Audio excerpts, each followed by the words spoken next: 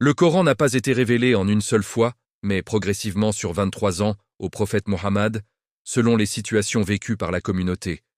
Cela montre la sagesse, la pédagogie et la miséricorde d'Allah envers les croyants. Assalamu alaikum wa rahmatullahi wa barakatuh. Bienvenue à tous sur notre chaîne. Aujourd'hui, nous allons aborder un sujet fondamental et fascinant de l'islam, la révélation du Coran. Pourquoi le Coran, la parole d'Allah, n'a-t-il pas été révélé en une seule fois, mais plutôt de manière progressive sur une période de 23 ans? Cette question est essentielle pour comprendre la sagesse infinie, la pédagogie divine et l'immense miséricorde d'Allah envers l'humanité. Imaginez un instant. Nous sommes au début du 7e siècle, dans une Arabie où règne le polythéisme, les injustices sociales, les conflits tribaux et des coutumes profondément enracinées. C'est dans ce contexte que le prophète Muhammad, que la paix et les bénédictions d'Allah soient sur lui, reçoit la première révélation à l'âge de 40 ans, dans la grotte de Hira. L'ange Jibril lui apparaît et lui transmet les premiers versets de la sourate Al-Alaq. Lis, au nom de ton Seigneur qui a créé. Cet événement marque le début d'un long voyage spirituel, non seulement pour le prophète, mais pour toute une communauté naissante. La première raison de cette révélation graduelle est d'ordre pédagogique. Changer une société du jour au lendemain est une tâche impossible.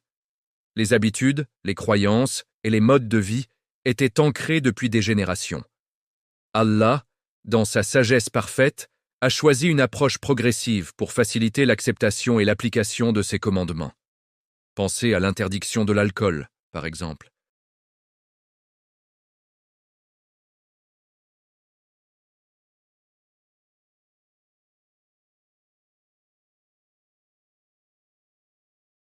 De la même manière, de nombreuses autres pratiques ont été réformées pas à pas.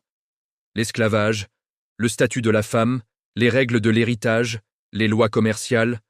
Chaque révélation arrivait au moment opportun, apportant une lumière nouvelle et guidant la communauté vers un modèle de société plus juste et plus équilibré.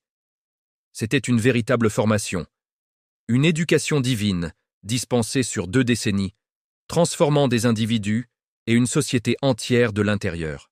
Une deuxième raison cruciale est le soutien constant apporté au prophète Muhammad, paix sur lui, et aux premiers musulmans. La mission prophétique était incroyablement difficile. Le prophète a fait face à des persécutions intenses, au rejet de son propre peuple, à des boycotts, à des menaces de mort et à la perte d'êtres chers. Chaque fois qu'il traversait une épreuve, qu'il était accablé de tristesse ou confronté à un dilemme, une nouvelle révélation venait le réconforter, raffermir son cœur et lui donner la force de continuer. Le Coran dit dans la sourate Al-Furqan, « Et ceux qui ne croient pas disent, pourquoi le Coran n'a-t-il pas été descendu sur lui en une seule fois? Nous l'avons révélé ainsi pour raffermir ton cœur, et nous l'avons récité de façon progressive. Chaque verset, chaque sourate, était comme une pluie bienfaisante tombant sur un sol aride, apportant réconfort, espoir et guidance. C'était un dialogue continu entre le ciel et la terre, un soutien divin tangible pour le prophète et sa communauté, face aux moqueries des mécréants, aux questions des juifs et des chrétiens, ou aux défis internes de la jeune communauté musulmane. Le Coran apportait des réponses claires, des solutions et des rappels constants. Ce lien direct avec le divin était une source de force inépuisable. Imaginez la joie et l'émotion des compagnons chaque fois que de nouveaux versets étaient révélés. C'était un événement majeur, un rappel vivant que Dieu était avec eux, qu'il les guidait et les protégeait. Cette descente progressive a maintenu la foi vivante, dynamique et constamment renouvelée. Une troisième dimension de cette sagesse est liée au contexte historique. De nombreux versets du Coran ont été révélés en réponse à des événements spécifiques, à des questions posées par les gens ou pour trancher des litiges. Ces contextes de révélation, connus sous le nom de Asbab an-Nuzul, sont essentiels pour comprendre le sens profond des versets. Par exemple, certains versets sur la guerre ont été révélés après la bataille de Badr ou de Uhud, donnant des directives claires sur la conduite à tenir dans ces situations.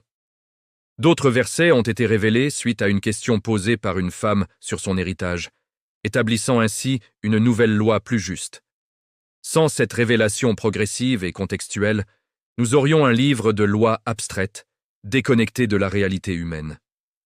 Au lieu de cela, nous avons un livre vivant, dont les enseignements ont été appliqués et vécus en temps réel par une communauté sous la direction du prophète. Cela rend le Coran incroyablement pertinent et pratique. Chaque verset est ancré dans une histoire, une situation concrète, ce qui facilite sa compréhension et son application à travers les âges. On ne lit pas seulement des commandements, on lit l'histoire d'une transformation, l'histoire de la première communauté musulmane qui apprend, grandit et surmonte les épreuves grâce à la guidée divine.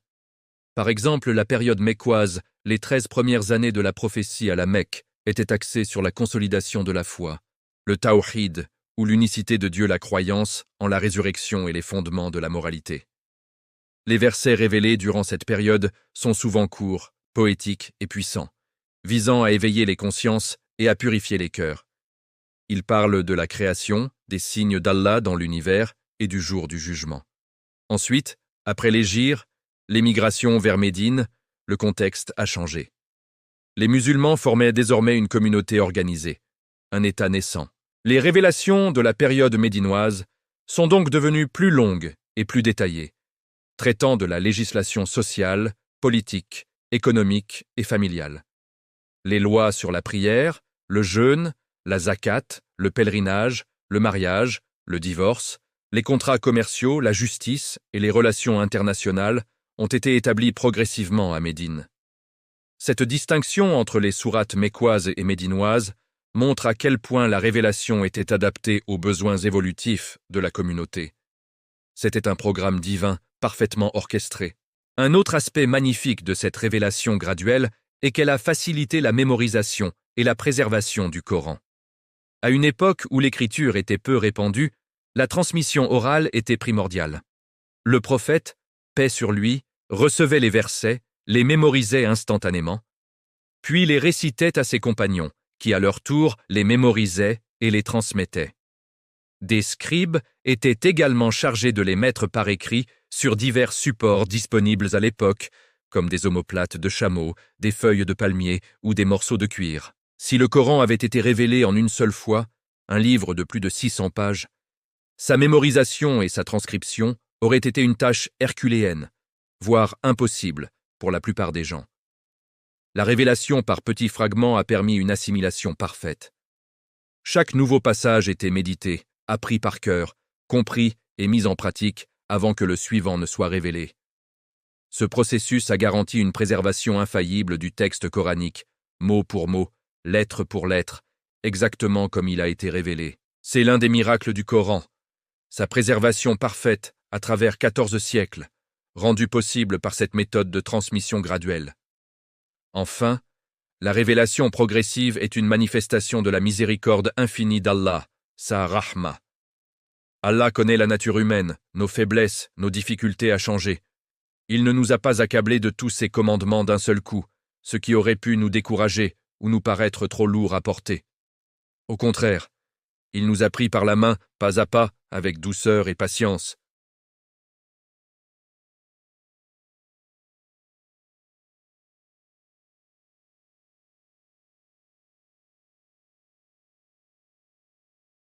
En conclusion, la révélation du Coran sur 23 ans n'est pas un fait anodin. C'est une preuve éclatante de la sagesse, de la connaissance et de la miséricorde d'Allah. C'était une stratégie divine parfaite pour, premièrement, éduquer et transformer une société en profondeur et durablement. Deuxièmement, soutenir et raffermir le cœur du prophète et des croyants face aux épreuves. Troisièmement, ancrer les enseignements dans des contextes réels pour en faciliter la compréhension et l'application. Quatrièmement, permettre une mémorisation et une préservation parfaite du texte sacré. Et cinquièmement, manifester l'immense miséricorde d'Allah envers ses créatures. Méditer sur ce processus de révélation nous permet d'apprécier encore plus la beauté et la profondeur du Coran. Ce n'est pas juste un livre que nous lisons, c'est un dialogue divin qui s'est déroulé dans l'histoire et qui continue de nous parler aujourd'hui. Chaque fois que nous ouvrons le Coran, nous avons l'opportunité de recevoir une partie de cette lumière, de cette guidée et de cette miséricorde qui ont transformé le monde il y a 1400 ans. J'espère que cette réflexion vous a été bénéfique. N'hésitez pas à partager vos propres pensées dans les commentaires. Que pouvons-nous apprendre d'autre de cette révélation progressive? Comment cela impacte-t-il votre propre relation avec le Coran? Merci de nous avoir suivis.